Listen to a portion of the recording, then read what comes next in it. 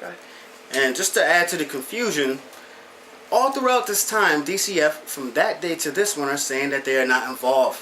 My daughter is not in DCF custody. So, of course, even my attorney questioned, we all questioned, what would be the problem with just getting her back, putting her back in the home that she belongs in? We just knew that there would be trouble down in the other end of that tunnel. And regardless of it, that's what it's been this entire time. Confusion, pain, of course, anger, So normally DCF will give you their stipulations and things to go ahead and do. We've been compliant this entire time. One moment they sound like they want to reunify her back into the home, and the next moment, instead of looking to reunify with us, they are totally working against us. I do not trust them, and they are trained to lie to you and every one of you. This is something that we need to know. Everybody needs to know right here and right now. And please do not end up like us. We are still fighting. This is very real. You need to understand that. Because, again, don't think that you are not in danger. You and your children are in danger.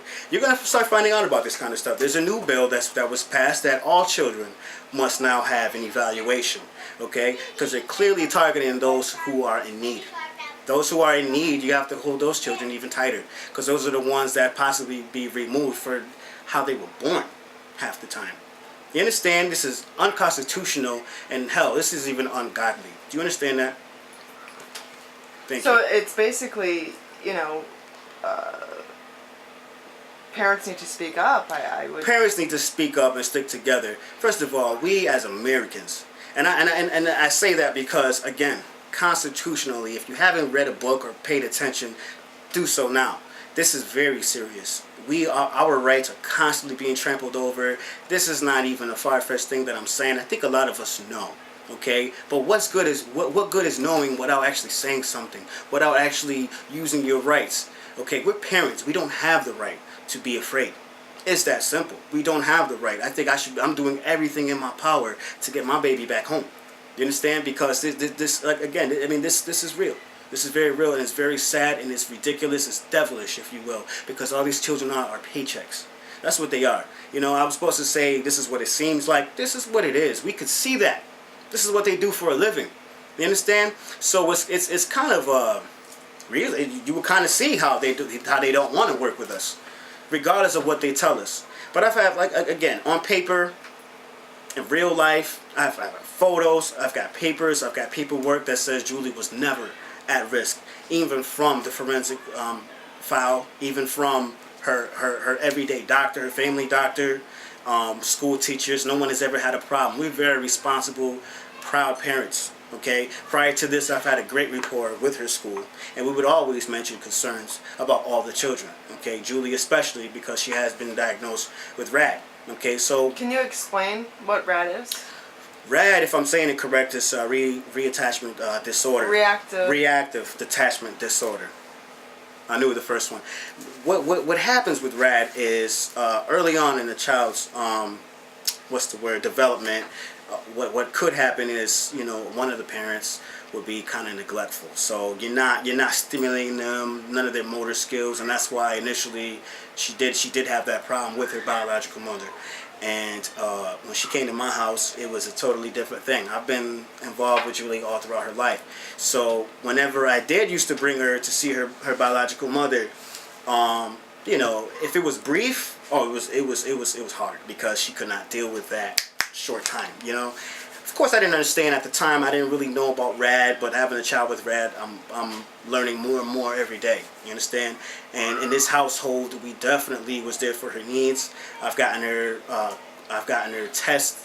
Just because I was a social worker prior to this, and I did work in schools, and I did talk to therapists. I've even reached out to my son's school, talked to other teachers. We've always had a network. We even have family around this thing. Okay, we're not the only ones that will sit down and talk to her, have loving conversations. I say all of that to say this: we are a normal family just like you. Okay, but we're victims here, and we all are. And you would be fooling yourself if you think otherwise. So speaking out is the number one place to start. Trust me when I tell you, activism is alive. This is time for us to wake up, people. I'm actually surprised I'm the first video, to be honest with you, because this has been an ongoing thing. And for all of you that decided not to say anything, you open up the gate for that next family, and that next family, and that next family. I hope to be one of the first ones at that gate to keep it closed. You understand? Because we do need to stick together. When we say government, we are the government. Okay? Because without us, there is no say, there is nothing allowed, nothing passed. There's backdoor bills that we need to educate ourselves on. Read up on the site. You guys need to really read up on the site and take this into consideration. Because as it stands right now, from some child's play in criminal court, when we were arrested, even though we're substantiated, in February, we was arrested in March for the very same thing we was already substantiated for, saying we don't pose a risk to the household. We still got arrested anyway. So as arrested? We got arrested, myself and my wife, 6:45 in the morning. Luckily, my sister lives upstairs. My sister-in-law lives upstairs. We was able to call her down to take my children because they was just trying to move in right then and there. You understand? And they was at that time there were no petitions even in place until I had already hired an attorney. So it became evident to me. It just looked like retaliation. So November she was taken. November she was taken. February you hired an attorney to open a case. To find out, because DCF kept saying that they had no custody, and it nothing to do with what's going on. So in March when we was arrested, we were in jail for a day, and they carried on with a court case I didn't even know about in juvenile matters, and they gave custody over without my say, without due process, without my knowledge until way after the fact. And that made things very difficult. And again, it just set us back. It literally set us back. My daughter, she progressed so far, to the point. Regressed? Like, no, I'm backwards? sorry. Well, now she regressed, yes. But, okay, but prior to that, she made great progress. Okay. Prior to any of this happening. And how is she now? Now, the rat is here. The rat is reacting right now. She's in school. As I've been told that they put her in special ed class. She apparently flipped over a chair at one point, a table. She's starting to lash out. Prior to this, she was just falling asleep in class. She just hadn't been herself. You think it's lack of structure? It's absolutely lack of structure. When you first of all children need structure. But when you're dealing with a child with RAD, they don't function well in an unstructured environment. So they really do need that. That's very important. Or unusual. Or unusual. You understand? And it's totally, I don't know if it is illegal, but it should be for adults to speak to minor children and ask raising questions. Because I don't know what they truly even ask my child. You understand? But children with RAD, they will throw you on the bus totally not even intending to. You understand? But all in all, my daughter still wants to come home. This is not a lie. This is not a joke. Look at this. My baby girl recently on a visit, because as it stands, I'm the only one that can visit. Just look at this artistic picture. I didn't coach her to say this. I didn't coach her to do this. This is how she's feeling. So that's... She wants to come home. This is a picture of me. For those who can't see, I don't know if you can see this. I'm standing on the porch. Okay. This is Julie. Drew herself literally coming up these stairs into the home. This is what she wants. People want to know what's best for the child. Listen to the child. Listen to what she wants. And she's got a smile on her face. She's got a smile on her face on a beautiful, warm day. My baby was happy. Okay, I've got photos that lead all the way up to the month in which this happened. You can see she was very happy Christmas, very happy Thanksgiving. This happened like a little after Thanksgiving. We had photos all the way then. My daughter, I'm proud of my baby. You understand? And I'll be much happier to know that she's gonna come home and safe. Because right now we're not even assured of this. You're in limbo. We're in great limbo here. And now we're gambling in a criminal court case behind this nonsense for 10 years over my head. This is a Class C felony. You understand how quick they could just wrap you up and throw you underneath? Oh yeah. Don't think that they won't, because at the end of the day, it's about money. Okay? And I'm gonna say that candidly. It's about cash. Unfortunately. Now, Torrington DCF, we hear a lot of stories coming out of Torrington DCF. Countless stories. Oh, yeah. Countless stories coming out of the Torrington DCF office. And I don't know what's going on. But this town of Torrington seems to be under attack, and the families within it, as well as other towns in Connecticut. This is going, not to cut you off, this is going on a national thing here. Oh, absolutely. You understand? Because, you know, unfortunately, I've heard from sources that they're very protected. You know, they're protected by the federal law, and even in some instances. And come on, the only people that could take that power away is us. You understand? I mean, what I think I'm doing the right thing, and I wish I could do so much more. I mean, in the beginning, they'll tell me right now if I call them, they don't have custody of her. I don't understand why they have a say-so. I don't understand how they have the right to rip my family apart. It's supposed to be Department of Children and Families. You're supposed to be looking to reunify. You're supposed to be looking to provide services if need be. And there's no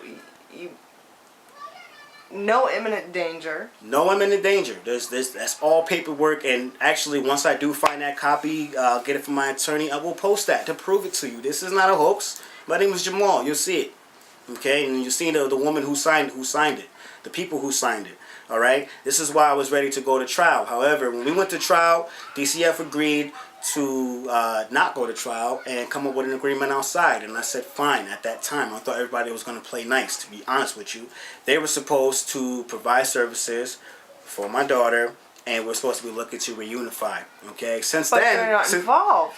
But they're not... Yeah, they want to take responsibility, but they still want to say that they're not involved. They just don't want that spotlight that I'm giving them right now. I'm beaming the spotlight on them, and we are the light, and we need to do that. We all need to shine light upon this darkness that's going on. And is it Susan Castingway that's in the Torrington courthouse, the juvenile courthouse? And yes. Oh my gosh, she's been difficult. My caseworker went from Julie Smith and Michelle something to now Liz Burns, okay, and she has been far more difficult. She's constantly giving out misinformation, constantly trying to hang my criminal court case over me. What kind of worker are you when you're supposed to be looking to reunify? And they're still telling us they're looking to reunify, but yet they want to remove the other children. But we was already said that we don't pose a threat to the other children. So it's just that limbo of that confusion. And it wasn't until I stirred up the pot, I spoke out, and I hired an attorney. And we're still working on this case. This case is very alive to this day. You understand? So this is the first step, and I hope you guys view this. I hope you guys listen to me very closely. I hope I can inspire many more families to do exactly what I'm doing, because this is the only way we could stop this, people. People, wake up. We need to seriously wake up. This is sad. Enough is enough. This is serious. And yes, enough is enough. You know, this is serious business, people. Okay? And to DCF, it is a business. It's not about your family, your Department of Children and Family. It's about business to them. Okay? I'm sure you guys can see that. This world is designed for business. Corporate America. Corporate America. Now they're playing with your children? You know, right now, I'm humble right now. Okay? I'm very compassionate. I'm sure you can tell. So picture all the other parents. Picture the crazies out there. People who would do crazy things for their children. You understand? You need to start that. Right here and right now. Do this the right way. And you're not suggesting being crazy, but like do things like speak out. Yeah, I'm not suggesting being crazy. Just be brave. You don't have the right to be afraid. Speak out. Speak out against what's going on, because the more you keep it silent, the more you're just going to continue this breed of nonsense. Yeah, this is going to continue. The more silence, and I'm a firm believer in that. The silence only allows this to continue. Absolutely. And these are our children. Absolutely. Why are they becoming their children and then somebody else's children? You know, I've heard multiple horror stories about even children who are committed in DCF custody and are placed in foster homes. Do your research, people. I know people personally who's been locked up in a shed behind a foster parent, okay? I think a child recently got killed behind a foster parent. There's been foster parents that's been fired. There's been social workers that's been fired. So it was a social worker, I believe, that was caring for she was a foster parent for a child, and I believe the child died in her care. Mm-hmm. Yeah. And statistics do say that There's more children, well, in the care of DCF that are physically, mentally, Yes. You actually emotionally, you're doing them more harm this way. and educationally. And educationally, and that's exactly what There's more deaths. Yeah. When they're in the care of DCF. Absolutely. And as parents, yes, absolutely, speaking out, and thankfully you found our site and you reached out to us. I'm very thankful. I'm going to continue to be an advocate because I want you people to understand that what I'm saying right now is not just for me. I mean, of course, it's for my baby girl, but this is for everybody else. This is for your children too. This is for your household. This is for everyone's household. We're working class, and you already know how we're viewed. You understand? So they think that they have the right to go ahead and say that. Why? Because we're giving them the right. Take this power away, this false power. Take it away from them by speaking out, okay? Because it's been said that children have been returned, so there is hope, okay? But we need to be that. We need to be that change that we're looking for. Seriously. By saying nothing, that's saying. By saying nothing, you're saying that you're okay with it, and you don't have that right. You don't have that right. So I'm doing this for everybody. In juvenile court, the trials are not like criminal court. It's not trial by peers. That's right. not what the trials are about. Well, first of all, one thing that became very clear to me is that juvenile court is very built around DCF. It's that simple. And I'm from Torrington, so we have some of the worst horror stories out this way. Understand? And yes, there's been bias going on, even racism, racial slurs. So I already know how they're looking at me. They're not. I wonder how they're looking at my daughter. What are they saying? What is being said? It's too much confusion, especially for something that has been proven already that we do not pose a risk to our child. Understand? We did not hurt your child. We did not hurt my child, and I sent her to school the very next day. Now, with anybody, just to let you know, if I was hiding it, she wouldn't have gone to school that next day. It's that simple. I would try to cover it up with something, and I wasn't trying to cover anything up. That's why on the attendance she is there. She wasn't taken until later on that week. You understand? So that alone was confusion. It's gotten really out of hand, though, okay? Because one time, my wife came to the school. I've been the only one to actually get to see Julie, my daughter. I've been the only one to get to see my daughter at visits that we have supervised every week, once a week.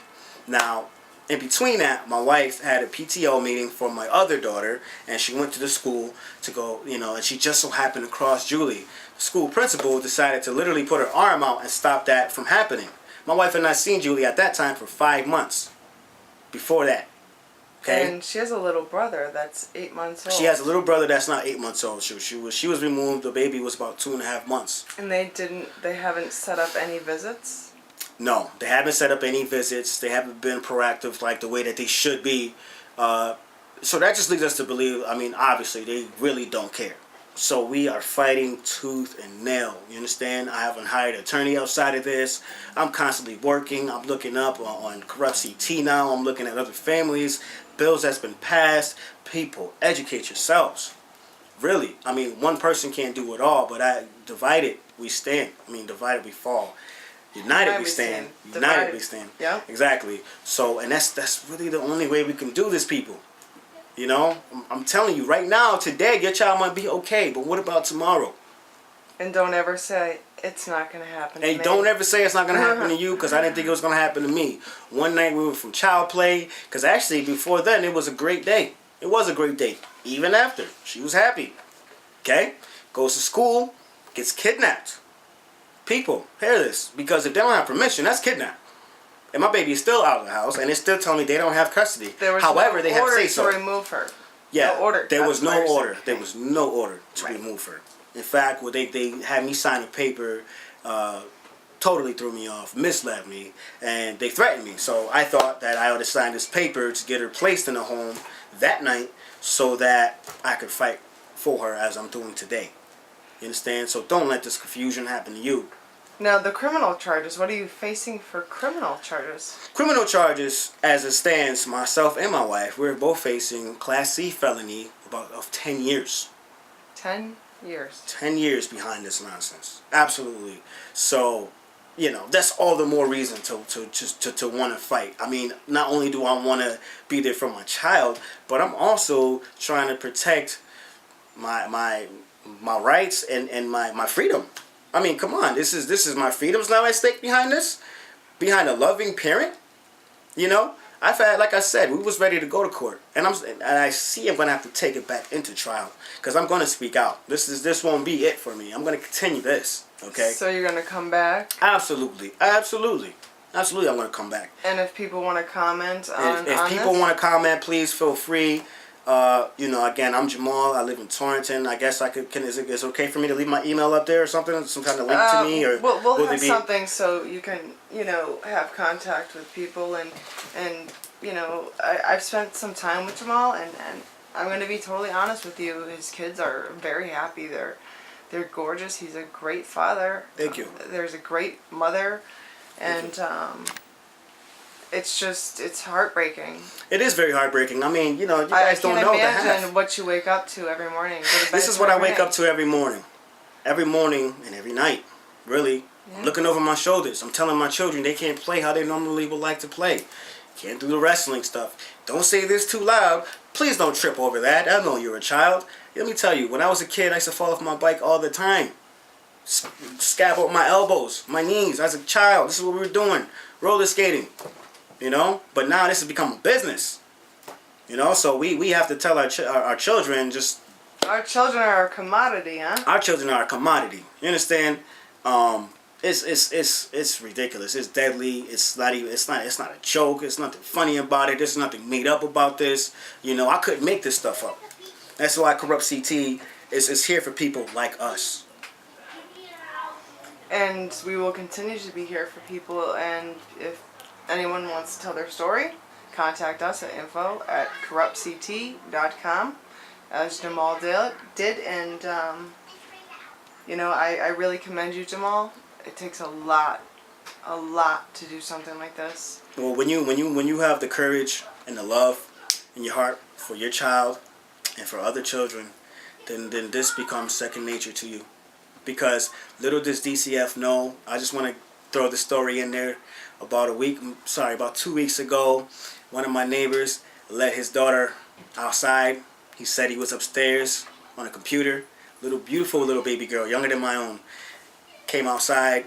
She was ready to cross that street. Luckily, my wife was out there, gave me the word. I ran down there, rescued the baby girl, and I questioned the father, and I had him there for about a good 15 to 20 minutes. And I told him I was prepared to take further steps if need be, because it wasn't clear to me that he was even the parent at that point, or that he was even concerned. You understand? That sounds more like a case to me, if anything.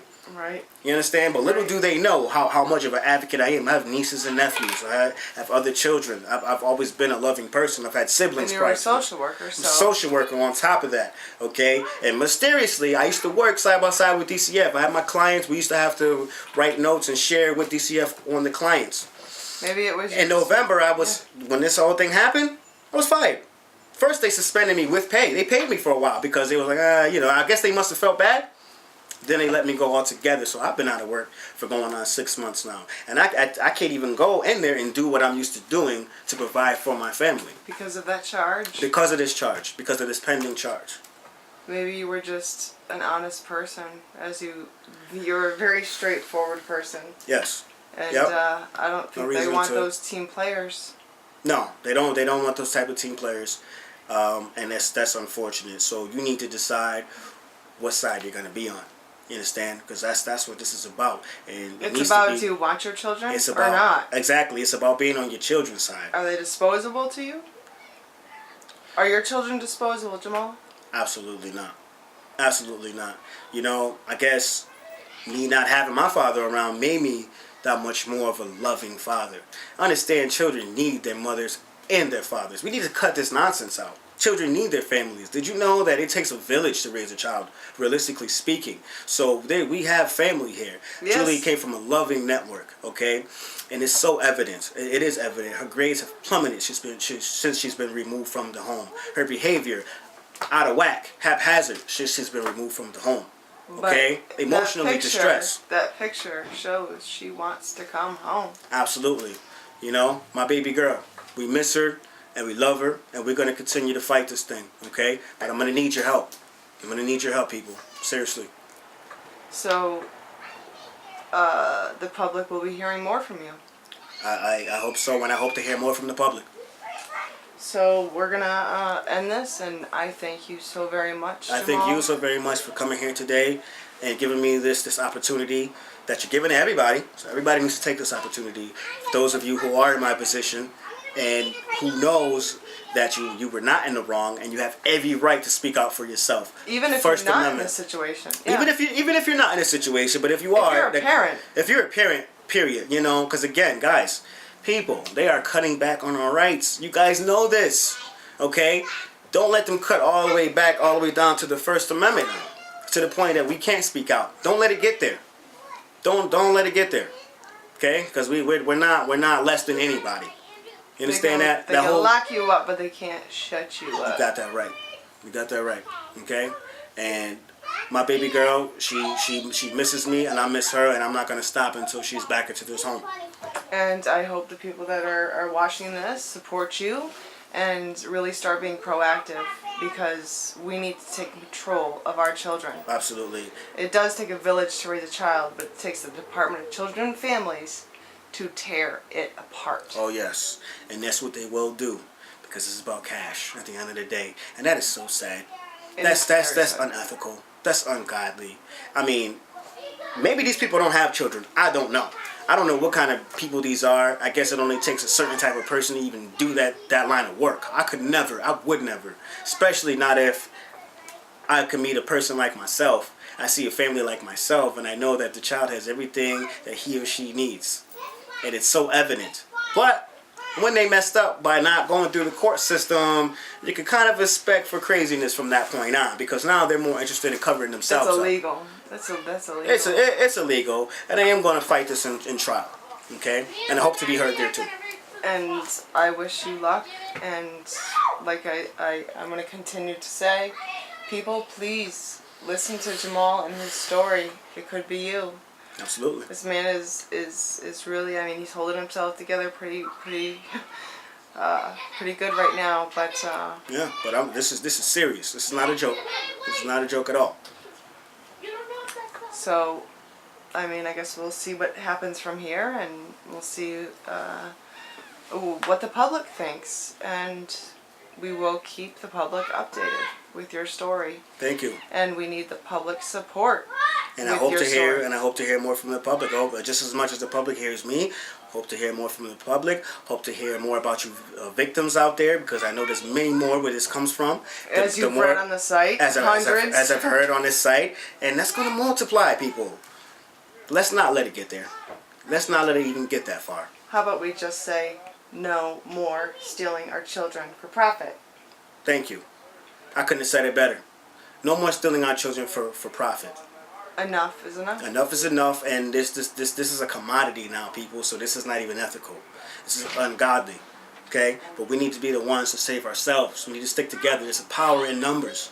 Let's make this a positive. Yeah, our government doesn't seem to be on our side. No. You know, we know about conspiracy theorists. Let's cut out the word theorist. It is a conspiracy.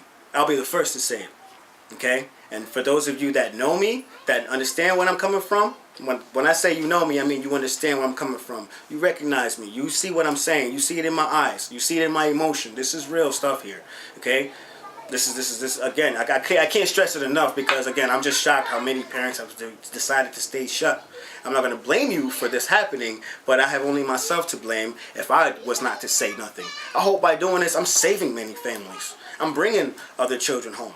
Okay, that's what this is about. And you're giving others courage to speak out. Yes, I'm giving others the courage to speak out. And I hope to hear from you people, just as much as you guys are hearing from me right now. And, you know, I'm going to close this with saying, please support Jamaal and his family. Thank you. Please. So we're going to end this, and I thank you. I really do thank you, and we will be hearing from you soon. Thank you, Jamaal. Thank you.